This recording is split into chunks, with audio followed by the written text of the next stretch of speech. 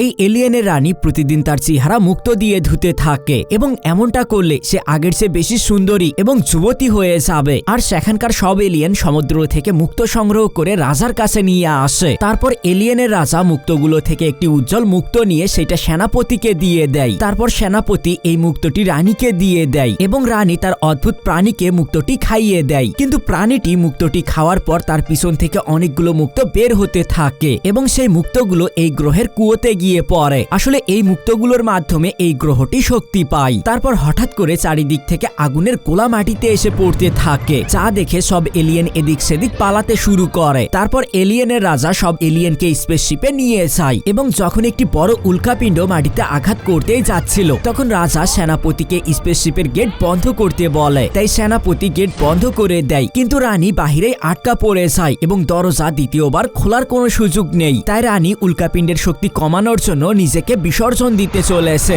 বন্ধুরা, এরপর কি হতে চলেছে তা জানতে কমেন্টে পার্ট 2 লিখুন।